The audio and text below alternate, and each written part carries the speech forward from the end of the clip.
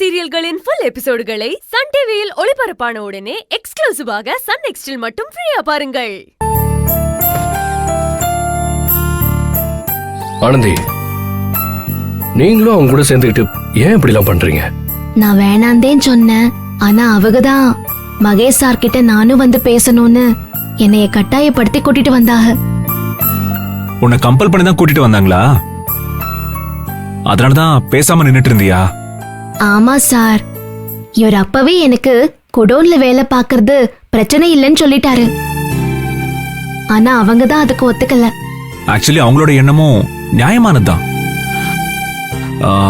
அந்த புது சூப்பர்வைசர் கொஞ்சம் ட்ரெயின் ஆனதுக்கு அப்புறம் அவரை குடோனுக்கு மாத்திட்டு அன்பை ப்ரொடக்ஷன்ல மாத்திடுறேன். சரிங்க சார். ஆனந்தி, நிறைய வேலை இருக்கு, வாங்க போலாம். நாங்க வரோம் சார். வாரே சார்.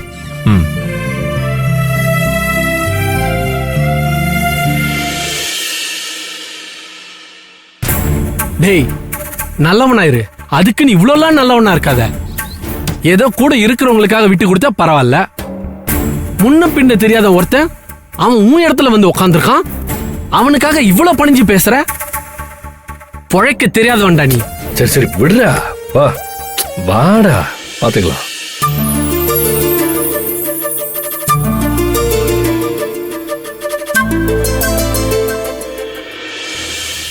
ஒன்பது மணினா 9 மணிக்கு வேலை ஆரம்பிச்சிருக்கணும். ஒரு நாளைக்கு 350 பீஸ் ஒரு டெய்லர் ரெடி பண்ணி ஆகணும். அத பாத்துக்கிறதுக்கு தான் நீ.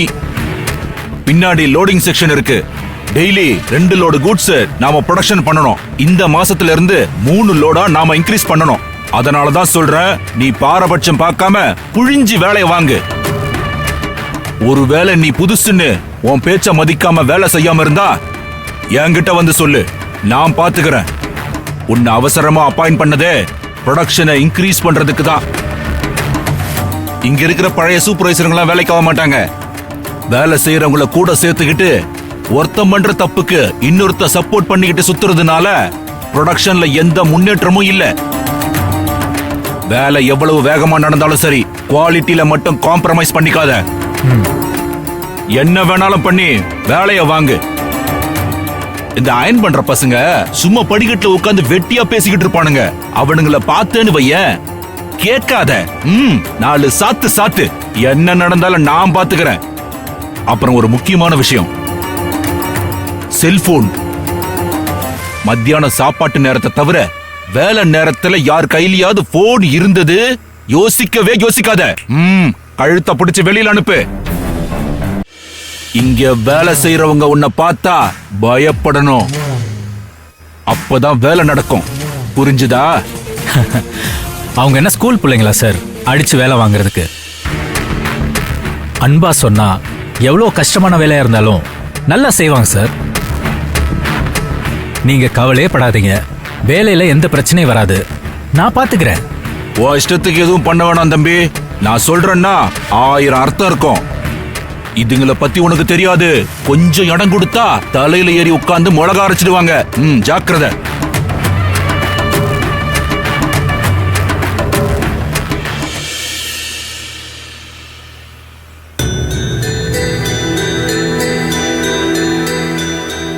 அக்கா இந்தாங்க.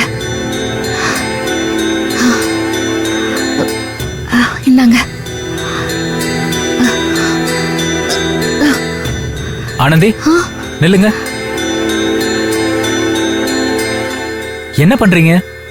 வேலை முடிச்சவங்களுக்கு வேற பீஸ் கொடுத்துட்டு இருக்கேன் சார். இவ்ளோ பீஸையும் ஒரே ஆளா கையில தூக்கிட்டு போய் குடுக்குறீங்க?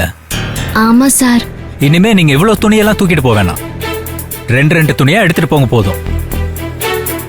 இல்ல சார், ஒரே அடியா தூக்கிட்டு போயிட்டா எல்லாருக்கும் அப்படியே 10 கொடுத்துட்டு போயிடுவேன். இல்லன்னா அந்த கடைசிக்கும் இந்த கடைசிக்கும் அலையணும். அதுக்காக பொதி சுமக்கிற மாதிரி ஒரே நேரத்துல இவ்வளவு துணி எடுத்துட்டு போவீங்க? நீங்களும் மனுஷி தானங்க. அதெல்லாம் வேணாம், இனிமே 2 எடுத்துட்டு போங்க. இல்ல சார், நான் தூக்கிட்டு போயிருவேன். ஆனந்தி, நான் உங்க சூப்பர்வைசர். நான் சொன்னா நீங்க செய்யணும். நந்தா, என்ன இங்க பிரச்சனை? பிரச்சனை எல்லாம் ஒண்ணும் இல்ல சார். இப்படி வேலை பார்த்தா ப்ரொடக்ஷன் எப்படி சார் அதிகப்படுத்த முடியும்? முதல்ல இந்த மாதிரி ஒர்க்கர்ஸ் எல்லாம் கஷ்டப்படுத்தி நம்ம வேலை வாங்கக்கூடாது சார். மற்ற கார்மெண்ட்ஸ் கம்பெனில எல்லாம் வேலையை கஷ்டப்படாம செய்ய டெக்னிக்கலா நிறைய எக்யூப்மெண்ட்ஸ் கொண்டு வந்துட்டாங்க சார். வேலையை சுலபமாக்குனாதான் ப்ரொடக்ஷனை இன்க்ரீஸ் பண்ண முடியும். கொடுக்கிற சம்பளத்துக்கு இதை கூட சுமக்கலனா இதுங்களெல்லாம் வேலைக்கு வச்சு கம்பெனிக்கு என்ன பிரயோஜனம்? கரெக்ட் தான் சார். ஆனாலும் நிறைய வேலை இருக்கு சார், அதெல்லாம் செய்ய வைக்கலாம். நீங்க கவலைப்படாதீங்க, அவங்கள வேலை வாங்க வேண்டியது என் பொறுப்பு. ஆனந்தி, நீங்க துணி எங்கே வைங்க? ஆ, இங்கேயே வா. ஆமா வைங்க.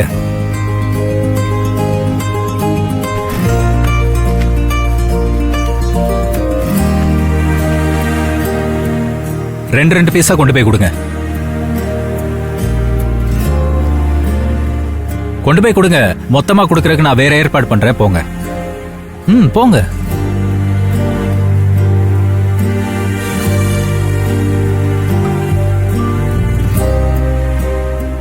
சார், நான் போய் மத்த வேலையை பார்க்கறேன் சார்.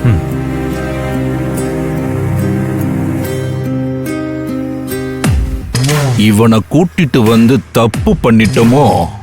வந்த உடனே ஒர்க்கர்ஸ்க்கு சப்போர்ட் பண்றான். போக போக என்ன பண்றான்னு பாப்போம்.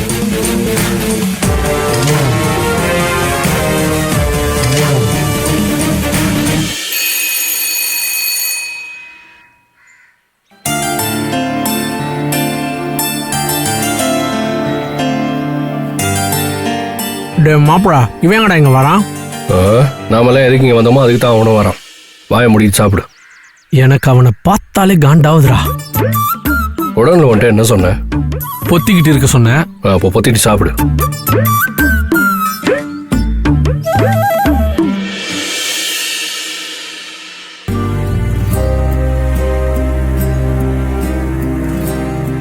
என்ன வெயில்ல உட்காந்து சாப்பிட்டுட்டு இருக்கீங்க? இவ்ளோ பெரிய கார்மெண்ட்ஸ் கம்பெனில கேண்டீன் இருக்கும்னு நினைச்சேன். அட்லீஸ்ட் ஒரு ஷெட்டாவது போட்டிருக்க வேணாமா? இல்லையே. அதனால என்ன, இதுக்கப்புறம் அரேஞ்ச் பண்ண சொல்லிடுவோம். அப்புறம் இன்னைக்கு ஃபர்ஸ்ட் டே இல்லையா, அதான் அம்மா பிரியாணி செஞ்சு கொடுத்துருக்காங்க. நான் தனியா சாப்பிட்டு பழக்கம் இல்ல. நான் இதுக்கு முன்னாடி வேலை பார்த்த கம்பெனில எல்லாரும் கூட சேர்ந்து உட்காந்து ஷேர் பண்ணி தான் சாப்பிடுவேன். உங்களுக்கும் சேர்த்து கொண்டு வந்திருக்கேன். ஏன் ஜெயந்தி, இன்னைக்கு கிருத்திகை தானே? ஆமா முத்து. அக்கா, என்னக்கா இப்படி சொல்ற? நீ சும்மா இரு ஆனந்தி.